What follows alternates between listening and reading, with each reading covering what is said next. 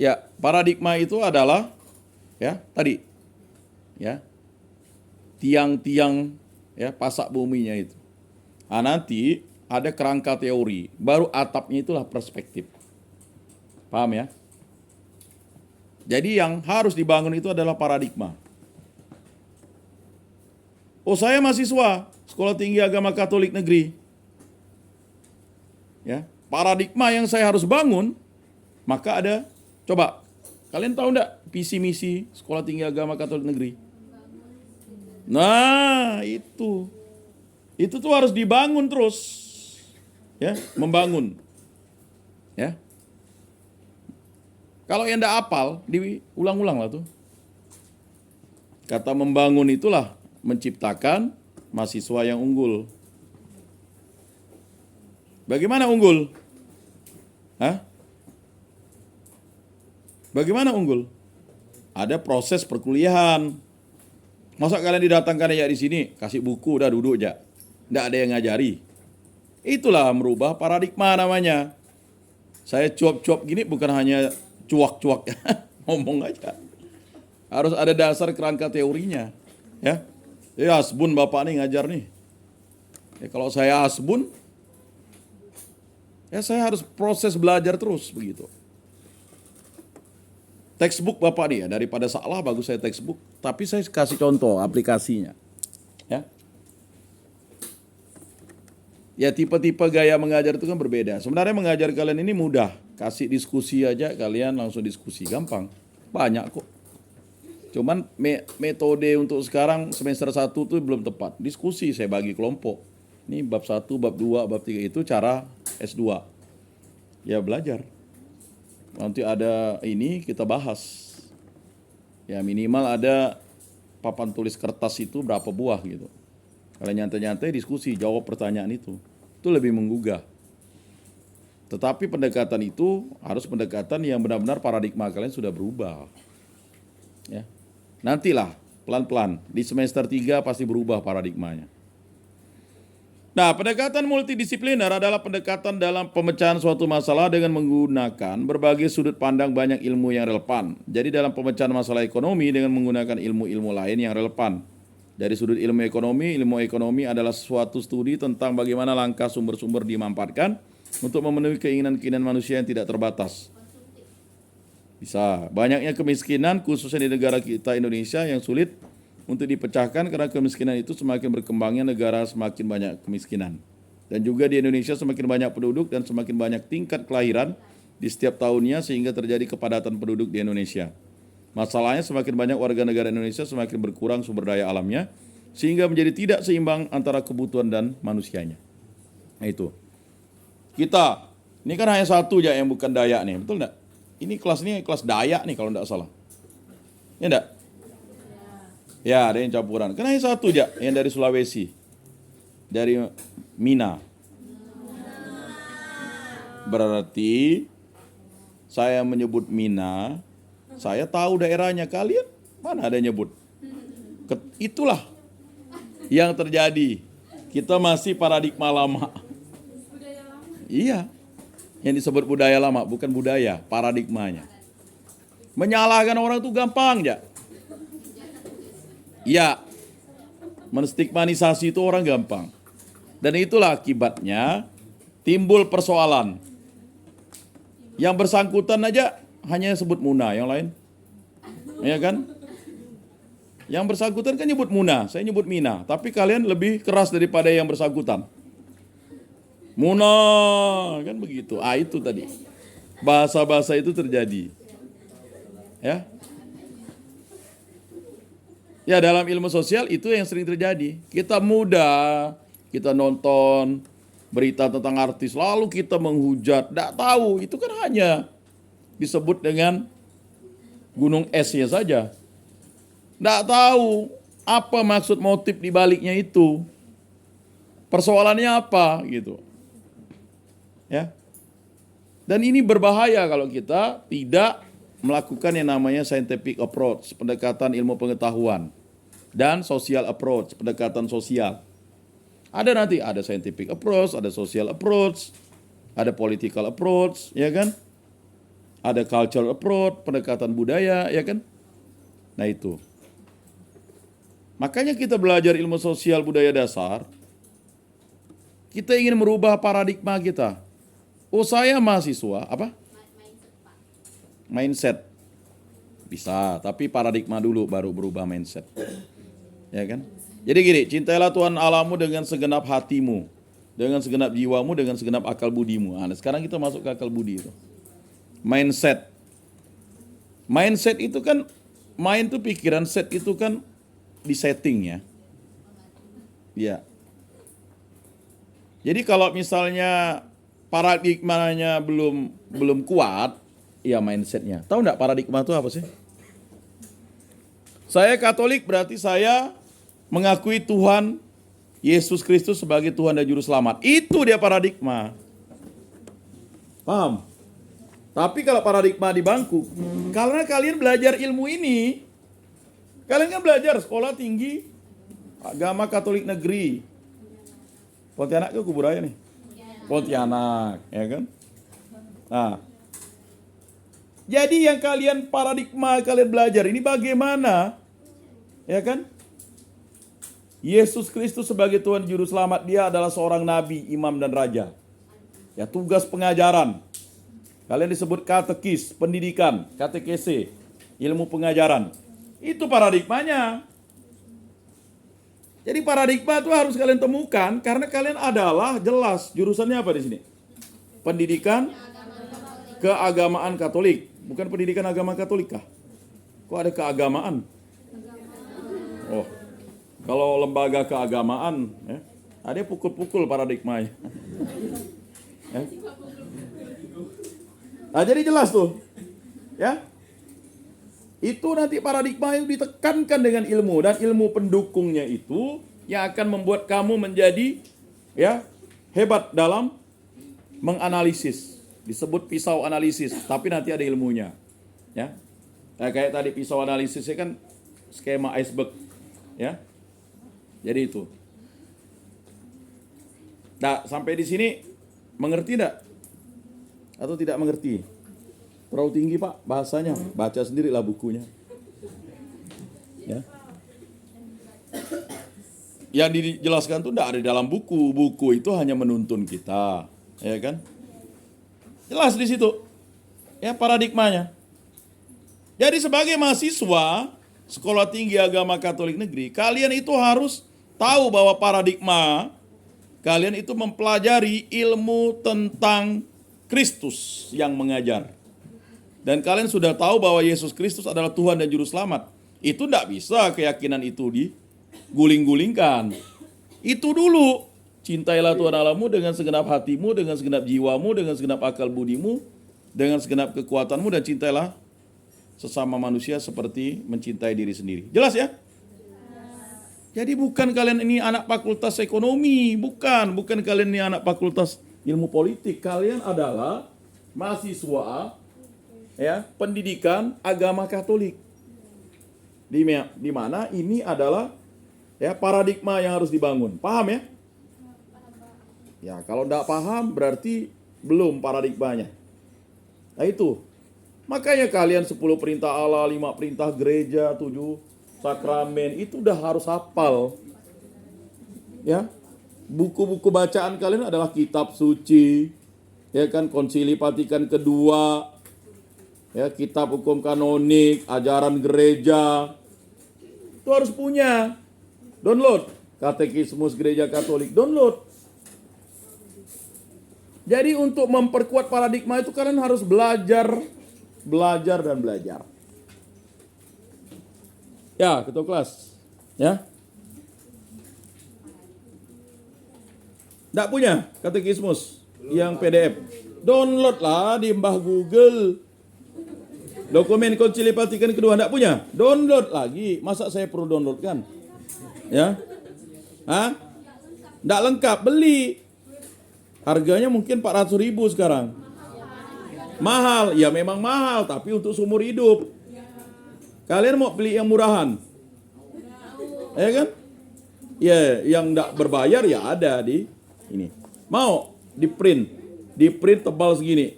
tahu-tahu printnya mau 1 juta, tebal. Iya gitu, makanya itu harus beli. Jadi kamu harus punya kitab suci. Kitab suci sekarang kan ada yang terjemahan baru ya. Yang dari LBI itu harus punya. Ya. Ini buku penunjang untuk membuat paradigma kalian itu. Ya. Nah, dari sudut ilmu psikologi adalah ilmu yang mempelajari perilaku manusia, ya. Tuh, perilaku manusia. Dia ngechat lagi dia, dimatikan. Ngapa dimatikan hidup kan? Hah? Ya, itu karena memang dulu coba disetting di situ. Kan timernya bisa kamu setting. Hah? Masuk. Itu mati, kamu tahu enggak mati hidup mati? Itulah namanya orang sepuh ya. Paham enggak itu? Hidup mati. Itu bukan hidup mati. Dia punya kompresornya itu bekerja. Nanti kalau udah dingin mencapai suhu 24, dia itu berhenti bekerja. Jangan kau hidupkan lagi. Ya kan? Itu namanya merusak sesuatu barang yang bagus. Kalau dia dalam AC ini, maka tadi saya bilang, kalau 16, dia akan bekerja keras. Listriknya boros. Dan dia akan hidup terus. Itu yang kalian bilang bekerja. Enggak, 24, dia bekerja. Mati Pak. Itu bukan mati. Itulah tadi, kalau misalnya orang dari kampung, ini bukan saya ini ya. Orang dari kampung itu kan pikiran itu simpel, sederhana aja. Motor tuh harus bekerja kalau ada bunyi aja gitu. Orang tuh kalau pesta tuh berbunyi aja gitu. Kalau di hotel tidak berbunyi karena kedap suara. Kalau berbunyi kena marah. Ya kan? Paham enggak? Itulah paradigmanya tuh dirubah. Ya. Dia mulai gini hidup. Pak mati Pak, padahal pakai timer Pak. Ya timernya reset di situ. Ya. Ini waktu kami rapat ini udah berapa kali dipertanyakan nih. Sering rusak. Mengapa rusak? Karena tadi belajar menggunakan AC. Nanti kalau kalian kan kalau udah punya AC, siapa di kosnya ada AC di sini? Nggak ada. Nah, mana? Kamu? Benar?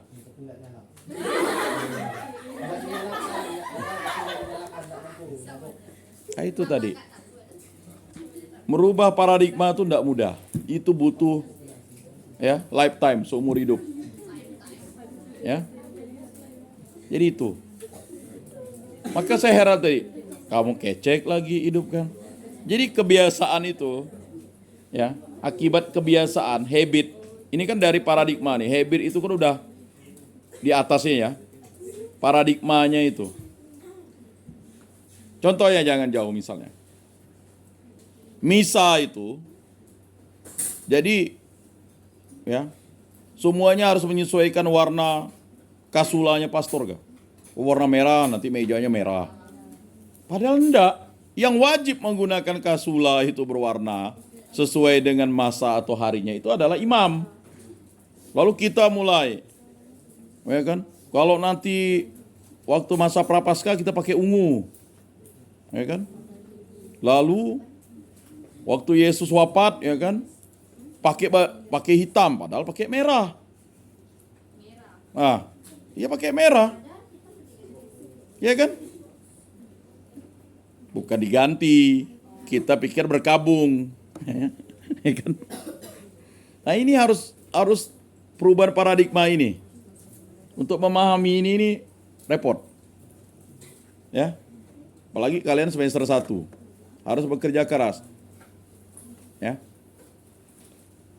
Nah, contohnya seperti di Kerawang secara psikologis, apabila sudah panen beras, maka dalam penggunaan uangnya secara boros, menghambur-hamburkan uang tidak sesuai dengan keperluan, itu pun menjadi salah satu faktor ekonomi yang dapat menimbulkan kemiskinan. Cara memecahkan masalah yaitu dengan rasional, hemat, jangan boros, menggunakan uang seperlunya. Dari sudut ilmu politik adalah cara untuk mencari dan mempertahankan kekuasaannya. Dalam permasalahan ekonominya, pemerintah tidak jarang membangun kantor baru. Membangun bangunan yang tidak begitu diperlukan, dalam artian maka pemerintah telah berlaku tidak rasional, menghambur-hamburkan uang rakyat, Sehingga itulah salah satu faktor dari ilmu politik yang dapat menimbulkan masalah kemiskinan. Solusinya yaitu dengan merubah perilaku pemerintah yang tadinya berlaku konsumtif menjadi rasional atau hemat. Nah, kita berlaku boros. Mentang-mentang kita ini, kalau kalian kuliah di Widya Dharma, mana ada yang ngecek-ngecek itu tuh? Dipanggil kalian. Sini. Ya kan, kamu menghidupkan AC ya katanya. Iya. Ya. Rusak gitu. Pelakunya dicari. Kalau di sini kan, ya udah. Ya. Saya dulu kuliah di Untan, mana ada pakai AC? Ya. Baru waktu kuliah S2 tuh ada AC. Itu karena biayanya ya lumayan mahal. Ya. 1 semester 12 juta. Ya. Nah, ini tadi perilaku-perilaku seperti ini terjadi karena paradigma. Ya. Nah, jadi coba kalian lihat lagi dari situ. Dari sudut ilmu sosiologis, ya, ilmu sosiologi adalah mempelajari perilaku manusia dalam kelompok-kelompok yang dapat dilihat dari bagaimana cara berinteraksi. Masalah ekonominya seperti dalam pendidikan, tidak sedikit orang yang memprioritaskan pendidikan, khususnya bagi masyarakat awam yang lebih mementingkan bekerja dibandingkan belajar sampai tingkat tinggi. Karena salah satu faktornya itu tidak mampu dalam hal finansial. Cara pemecahannya itu seharusnya lebih mengutamakan pendidikan untuk masa depan. Tetapi apabila ingin menyeimbangkan antara bekerja dengan belajar, boleh untuk bekerja dahulu untuk membiayai pendidikannya, lalu memprioritaskan pendidikannya. Nah itu, ya, selesai. Kita masuk ke bab 2, manusia dan kebudayaan. Ya. Baik, manusia dan kebudayaan ini merupakan salah satu ikatan yang tidak bisa dipisahkan dalam kehidupan ini. Ya. Kebudayaan di kelas ini sudah terjadi. Sudah 1 minggu kalian berinteraksi. Saya harap kalian mengenal nama-namanya. Ya. Ya. Saya hanya mengenal nama yang mengirim. Pertama Petronella. Kemudian ada siapa kemarin yang saya nilai awal? Hah? Yang belum dinilai adalah orang yang kurang beriman. Begitu. Ya, itu lalu. Oh, saya beriman. Bukan. Karena belum saya lihat. Saya kan harus menonton. Bagaimana saya tidak menonton memberi nilai kalian nilai 100? Betul enggak? Masa ABS? Oh, udah kirim nilai 100. Enggak, saya tonton. Yang dapat 85 itu salah dia. Mengapa pakai video yang model itu? Ya kan? Misalnya Petronella itu kan hanya berapa? Hanya 2 100-nya. 2 aja yang betul videonya. Yang lainnya. Tapi karena dia mengirim 85 tepat waktu. Tapi kalau dia mengirim, mohon maaf ya, kalau dia mengirim, ini udah saya kasih benteng Takeshi nih. Setelah ini kalian mengirim, itu tidak akan dapat nilai 100 lagi. Ya, paham enggak? Berkurang nilainya. Dah lengkap. Nah, udah dinilai enggak? Yang dinilai itu ada beberapa orang tuh, udah ada, tapi enggak saya inputkan. Iya kan? Nah, punya kamu kacau kan pakai nama lain. Saya mau ngirim kok namanya beda gitu. Ya baru kamu rubah setelah saya suruh. Ya kan? Hah? Kamu kapan kamu ngirimnya? Ya semalam. Ya kan? Apanya? Oh 3 videonya belum dinilai. Kan syukurlah 3 videonya. Yang lain udah saya nilai kan? Ah udah. Apa? Satu lagi, salah sendiri ngapa enggak ngirim? Ngapa? Belum dikirim? Oh, udah diupload. Ya udah, enggak akan mungkin bohong upload. Kan saya bisa lihat berapa jam yang lalu kamu upload. Yang ketahuan itu kalau uploadnya baru. Sudah 9, Pak. Ya.